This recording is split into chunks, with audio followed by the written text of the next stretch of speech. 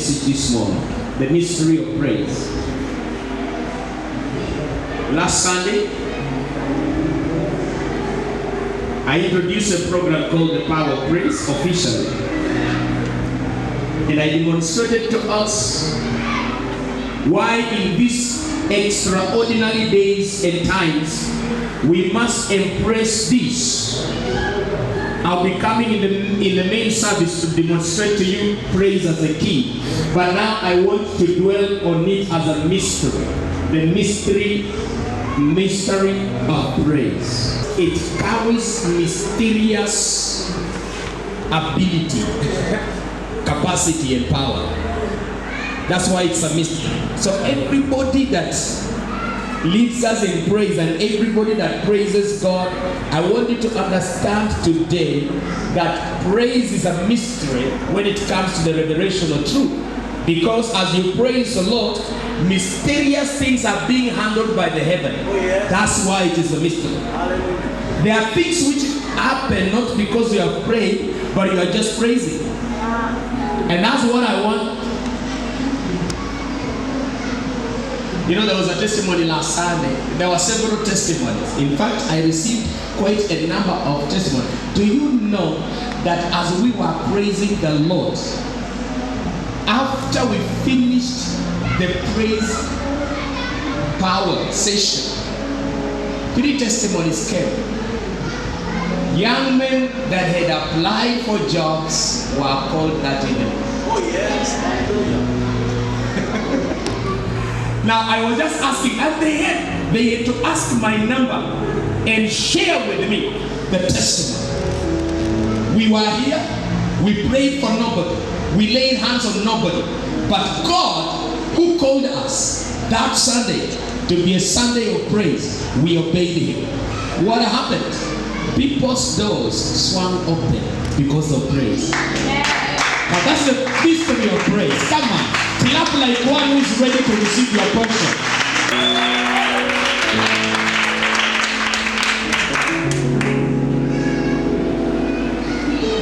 And this has always happened in the meetings that I've always handled of the praise.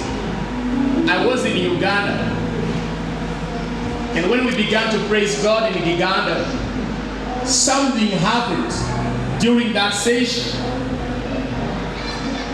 A woman who had spent several years never experiencing her menses, it began to flow. And I realized the same testimony happened this Sunday.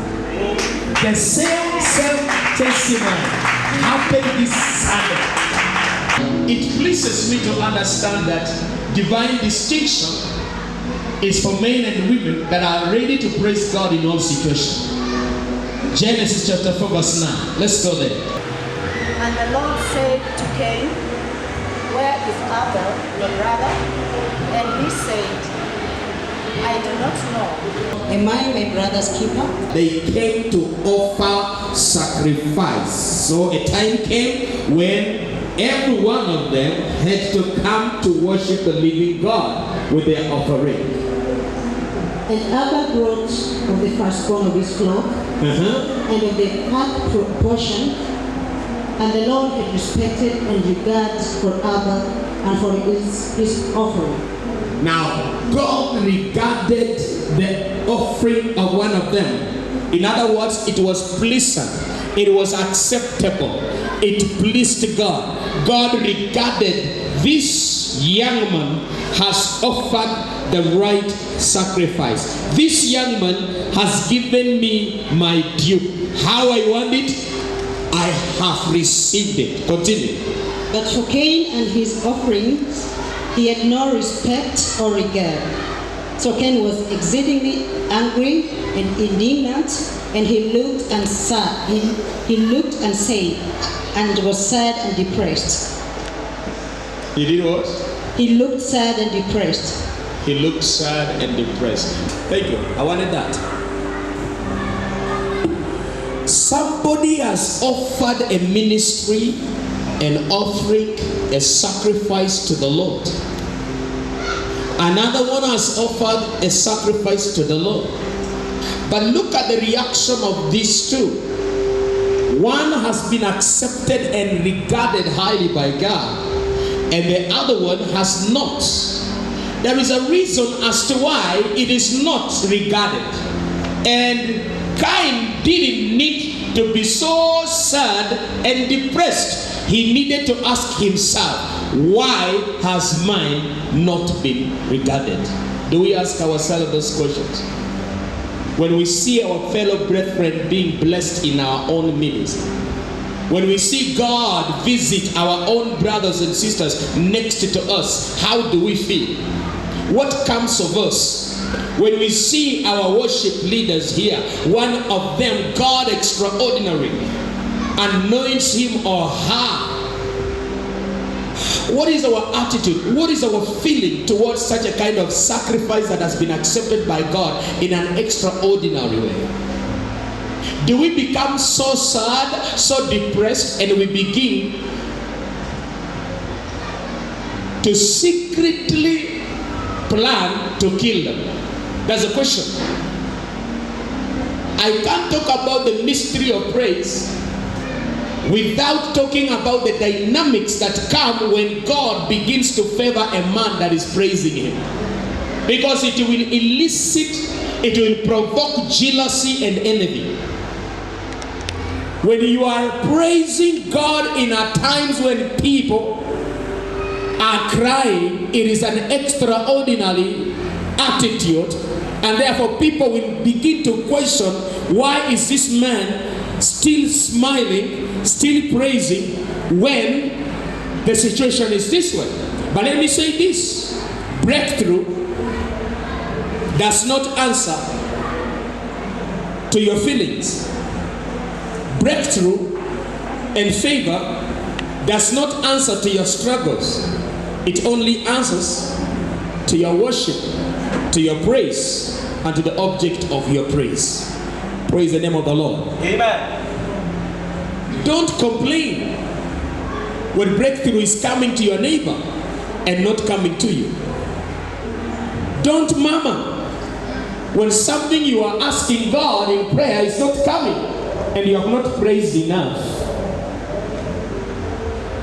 Breakthrough does not answer to our murmuring, to our feelings. No, sir, no, madam. Breakthrough in this context will always answer to a sacrifice, to an offering that is offered from a pure heart of genuineness. Hallelujah. Yeah. God loves us not because we have succeeded to hide some things from Him, but because we are so open in what we are doing for Him and before Him. Abel was this kind of brother that was so innocent and even too good to kill, but yet he was killed. This is one man in his tribe who seemed to understand and who seemed to practice what goodness means. And this is the prayer that I want to make this morning and submit to us, that in our generation we need to be a particular people that can inspire not just faith in others, but can attract God to come to where we are. Hallelujah.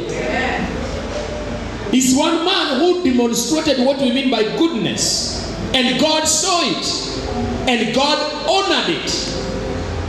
What are you demonstrating? What are you demonstrating?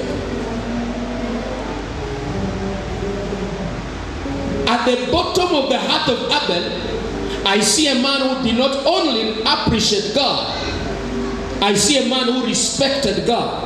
And I told you praise means appreciating. And for you to demonstrate that you appreciate one is what you are offering. Appreciation is not empty words. Appreciation is demonstrated by what you offer. Amen. Abel offered whatever he offered was different from what Cain offered. We go deeper into his heart and we see an innocent heart, a genuine heart, a heart full of goodness. What about Cain? I don't know what was really ringing in Cain's life. I don't know whether he was in competition. But when I look at the attitude that came out after God didn't bless him, I see more wickedness in his heart. I see a heart that was so dirty. I see a heart full of lies. I see a heart full of manipulation. I see a heart murderous. And these are the things we carry in worship. How can you praise God, appreciate God, when you are killing your own brother? Ask your neighbor, what is in your heart before God? Ask him, what is in your heart before God? What motivates you to praise God? I've always asked myself when I come in the church, and I see people who are never motivated from the inside encounter with Christ. They have to wait for certain physical things to take place. What if we have no music here? What if we have no electricity here? Shall we still feel something in us that will move us to praise God? Shall we still smile and have a testimony that God is good? Yes, sir. Shall we? It is easy for us to manipulate you through music. But what is in your heart? We want this music to magnetize what is in your heart. But if wickedness is in your heart, our praise is noise before God. Acts chapter 16, verse 25 to 26. Verse 25 says, and about midnight, Paul and Silas were praying and singing hymns to God. Now, the first thing that Paul and Silas were doing was what? Praying. In the original context, it is prayers that were the first thing they pressed on. When they found themselves imprisoned, when they found themselves in authority's hand, they began to pray. They began to pray, and they prayed, and they prayed. And the Bible says, and singing hymns was now the one that followed prayer. Which means there is something that they never broke through by praying. They had to combine their prayer with doing what? Singing hymns. It is easy to pray when you are in problems. It is not easy to praise when you are in problems. In problems, you want to curse whoever is the source of the problem. You want to hate. You don't want to talk to your spouse when there is problem. You can't. You don't want to talk. Leave alone praise. How can you praise? He has ignored you the whole week, and you are there. Mungu yu mwema, mambo yote yamekuwa mrama, alafu utasema namna gani? There is no reason. It negates the human feeling of revenge. You also want to conquer him. He has conquered you all through. Now you want to prove. How can you praise? It doesn't look. It looks foolish. It looks like you are losing it. It looks like you are stupid. But God decides to prove his power in stupidity and foolishness. That is how God works. He is able to raise. God can raise stones. Leta maringo yako. Leta ustaarabu wako. Mungu ana uwezo wa kuinua mawe yakafanya nini? Yakampa sifa. Na maadui zake watanyamaza. Hiyo ndio siri ya Mungu. I'll be showing you praise as a key, a kingdom key. I want this is a distinction key. Can you stand out to be a believer that can act differently when others are crying? But this is what I have seen here in Nairobi. When a man is on job that man is in problem when they differ with the wife. The first place the woman runs is to this feeder and to the welfare of children. Even when they are working, I sat down and asked. So we were just manipulating, we were never relating. Because if the first thing you can take is vacancy to punish your spouse who has been with you for several years, it shows in the first place you never loved him. Yes. Or you never loved her in the first place. You actually entered there to milk him or to milk her. And now that things are not working, you have to really unleash the punishment on him. Why can't you agree the same way you agreed? Can I come in your house? Oh, no. He asks you, can you love me into marriage? And you say, yes, I can. He asked you, why can't you go back to that original asking? Can we please forgive one another? Now that we have children, you know, sometimes we become so selfish. A man like me, I have lived my own life. My children haven't lived life. So when I walk out, what do I mean? I am not punishing her. I am punishing my children. They will not have a father. And that is not the will of God. The will of God is that the children must grow with the hand of the father and the hand of the mother. That's the will of God. It doesn't matter how we qualify with our education. It doesn't matter how we qualify it with our busy schedule and jobs that we get that makes us to be runaway fathers. You runaway fathers, I'm talking to you. You are not punishing your spouse. You're punishing your own children. And God will actually use the same panga to panga you.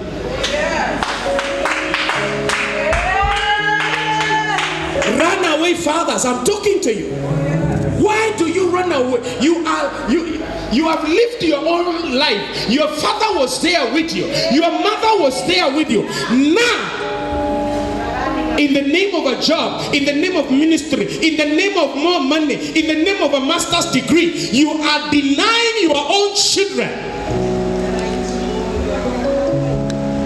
Even when you are busy, let them see you busy and they will know our father is busy man. What is difficult?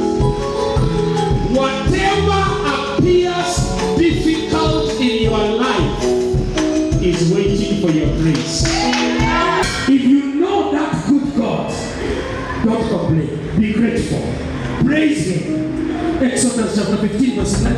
Exodus 15:11 says, Who among the gods is like you, O Lord? Who among the gods is like you, O God?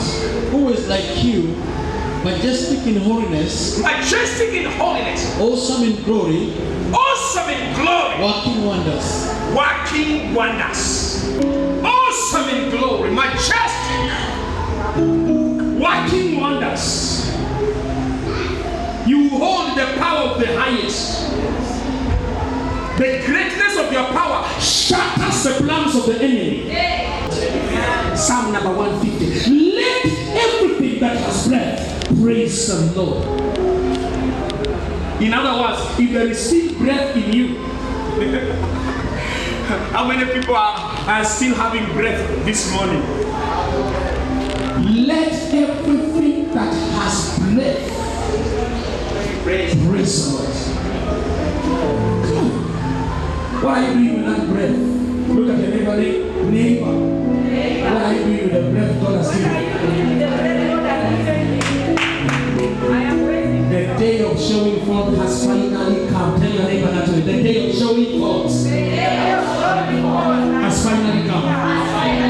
All your ancestors must bow and realize you never belong to them.